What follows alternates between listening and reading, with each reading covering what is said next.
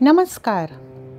फलक के YouTube channel किस्सा कहानी में मैं वर्षा गर्ग एक बार फिर आप सभी का स्वागत करती हूँ।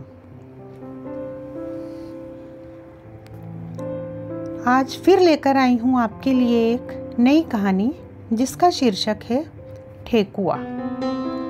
बिहार संस्कृति का अटूट हिस्सा है छठ पूजा और इसमें बनने वाला ठेकुआ और छठ एक दूसरे के पर्याय हैं। टीवी आने के बाद जिस तरह छठ के बारे में हम सभी जानने लगे, उसी तरह ठेकुआ भी हर घर में जाना पहचाना नाम बन गया।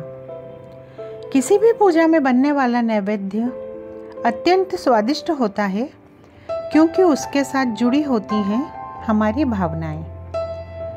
कभी कभी यही भावनाएं संवेदना को एक ऐसे स्तर पर ले जाती हैं जहां हम खुली आंखों से अकल्पनीय सच से रूबरू होते हैं।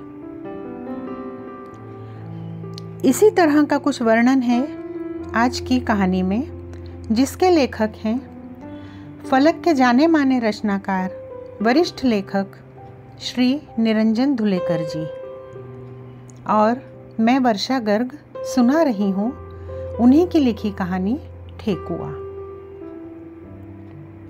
आजा यार, 20 साल बाद मिलेंगे, बस मज़ा ही आ जाएगा। झा, मेरे साथ 4 साल रहने वाला रूममेट, बेगूसराय स्टेशन पे उतरते ही चल निकली गप्पें पुरानी और आज की। एक खबर ने विचलित कर दिया, उसकी पत्नी अब दुनिया में नहीं थी। नौकर खाना बना जाता, 5 दिन कैसे उड़ गए कुछ पता ही नहीं चला। 2-3 बार झा बोला, यार मुझे इसके होने का आभास सा होता रहता है। ये होती तो तुझे ठेकुआ बनाकर ज़रूर खिलाती। वो जहाँ भी होगी उसे बहुत बुरा लग रहा होगा। मैंने दीवार पर लगी भाभी की फ़ोटो को पूरे मन से नमन किया। झा गया था ऑटो लेने। मैंने सामान पर एक प्लास्टिक का बॉक्स रखा देखा, सफ़ेद कपड़े में लिपटा हुआ।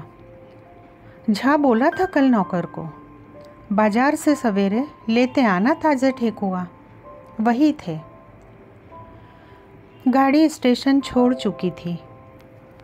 ठेकुआ खाने की उत्सुकता से बॉक्स खोला।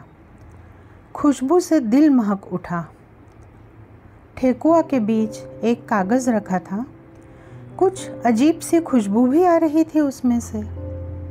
खोल के देखा, लिखा था, भाई साहब, मेरे घर आप पहली बार आए। इनकी इच्छा आपको घर के बने ठेकुआ खिलाने की थी ना। आशा है आपको पसंद आएंगे। आपकी भाभी। मेरी आंखें आश्चर्य, रोमांच और विस्मय से फैल गईं। बॉक्स पकड़े मेरे हाथ थर थर काँप रहे थे। रोंगटे खड़े हो गए थे। अजीब सी सिरहन बदन में छा गई थी। कनपटी के नीचे से पसीना टपकने लगा। मुंह सूख गया। मैंने जोर से आंखें बंद कर लीं। सामने भाभी का वही फ़ोटो अपने आप आ गया। लगा मुस्कुराकर पूछ रही हूँ, कैसे लगे ठेकुआ मेरे हाथ के। हड़बड़ाकर कागज़ की तरफ देखा। कागज़ तो अब एकदम कोरा सफ़ेद था, पेपर नैपकिन। क्या था ये सब? मेरी कोरी कल्पना, झा का भाभी के यहाँ होने का आभास, या भाभी के मन की अतृप्त इच्छा हाथों से बनाकर मुझे खिलाने की ठेकुआ। ये कहानी यहीं तक। आप सभी को छठ पूजा की ढेरों बधाई और शुभकामनाएं देते हुए अपनी बात यहीं ख़त्म करती हूँ। फिर मिलेंगे। धन्यवाद।